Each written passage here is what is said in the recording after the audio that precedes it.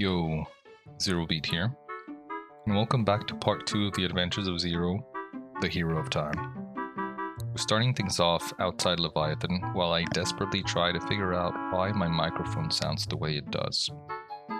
But once the technical difficulties are out of the way, we've got a new goal, completing the Soulreaper Axe.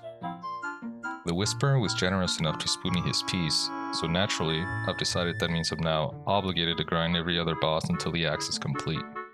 Surely my luck will continue, and this won't turn into a horrible decision. Anyway, let's get into it. So, coming into this grind, I'm currently at 581 Leviathan KC, and I've already managed to pull one Leviathan's lure. I've actually completed a Soulreaper Axe before, so I'm pretty familiar with what I'm getting myself into here. I'll throw the drop rates for the lure up on the screen so you can see exactly what we're working with. Now we just have to hope Leviathan decides to be generous again. Here's an example of what a normal Leviathan kill looks like. Honestly, this is probably the most tedious out of the 4 Desert Treasure 2 bosses. You're constantly switching between your protection prayers, and as the fight goes on, his attacks start coming out faster and faster. Eventually, you'll need to stun him using a shadow spell from Ancient Magics, run behind him, and deal one of his 2 special attacks, either the lightning or the falling boulders. Then, once he reaches his enrage-phase, you have to follow this moving white orb around the arena while continuing to switch prayers, dodge attacks, and somehow still find time to damage the boss. So yeah, there's quite a bit going on, but once you get the rhythm down, it's not too bad.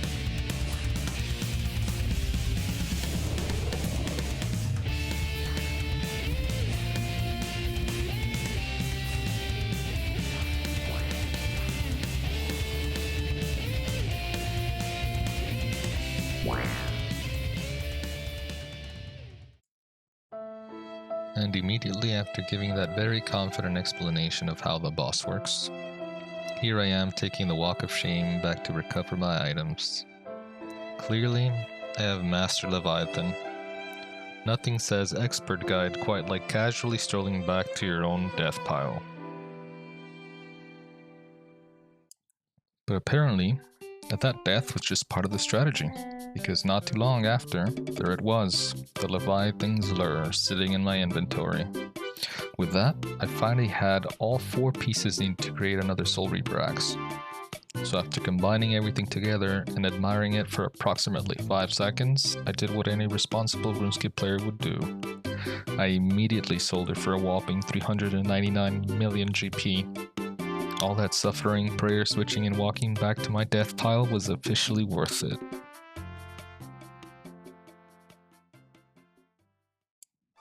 Now that the Soulreaper Axe had sold, it was time to make some very financially responsible purchases. First, I put in a buy offer for the full Oathplate set, because apparently having money in the bank for longer than 5 minutes is not allowed.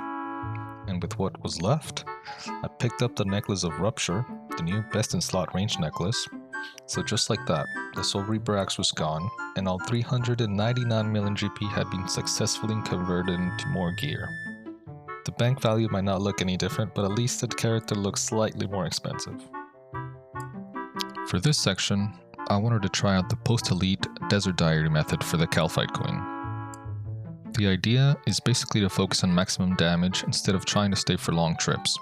After every kill, I can use the agility shortcut to leave, restore my health, prayer, and special attack at the house, then come straight back fully prepared. I'm also using the Ring of Suffering with recoil enabled since Kalphite Queen attacks so often that the recoil damage adds up pretty quickly across both phases. The setup uses a melee switch for the first phase, a range switch for the second, and plenty of high healing food. If I start taking too much damage, I can just step underneath her to heal, or just eat during the phase transition. So it's not exactly a relaxed pet grind, but the fast to kill should hopefully give me more chances at finally seeing that Kalphite Princess drop.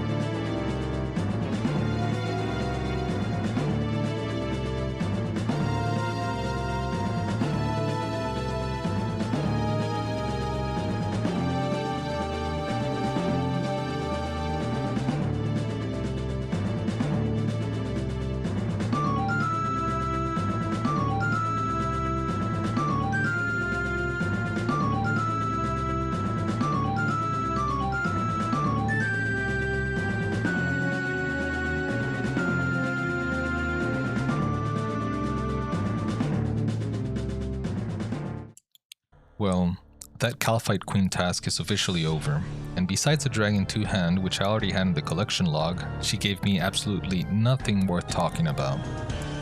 So naturally, I decided to move on to something even more stressful, Yama. I'm back here because my next major goal is the Radiant Oathplate grind. Before I start burning through expensive contracts, I wanted to get comfortable with the regular fight again, refreshing myself on the movement, glyphs, special attacks, judge phases, and everything that starts going wrong in phase 3. To unlock Radiant Oathplate, I'll need to defeat Yama under 5 different contracts: Forfeit Breath, Glyphic Attenuation, Sensory Clouding, Divine Severance, and Bloodied Blows.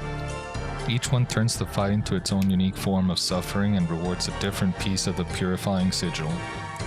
After completing all 5 and combining the sigil pieces, I can use the finished Purifying Sigil along with 2,500 Aether Runes per armor piece to turn my regular Oathplate into Radiant Oathplate.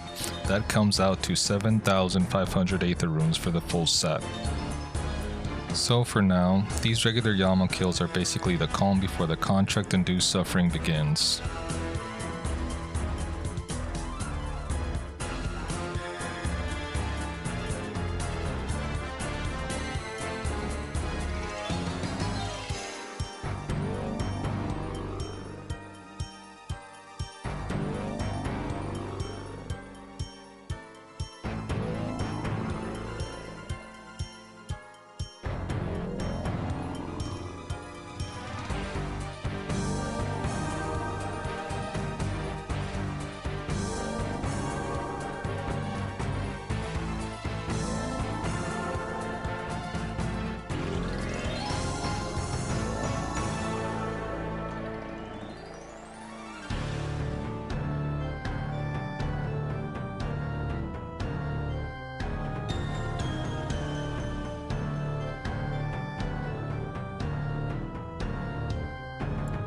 And that's going to wrap up episode 2 of the Random Adventures of Zero, the Hero of Time. We started off at Leviathan, somehow managed to finish another Soulreaper Axe, sold it for a massive 399 million GP, and immediately turned that money into full Oathplate and the Necklace of Rupture. The Kalphite Queen task didn't give us anything too exciting besides the Dragon 2 hand that was already in the collection log, and unfortunately the pet hunt continues. To finish things off, I headed back to Yama to shake off the rust and start preparing for the 5 contracts needed for the Radiant Oathplate grind. That's probably going to involve a lot of deaths, wasted supplies, and questionable decision making, but that's a problem for the next episode. Thanks for watching, and I'll see you guys in the next adventure.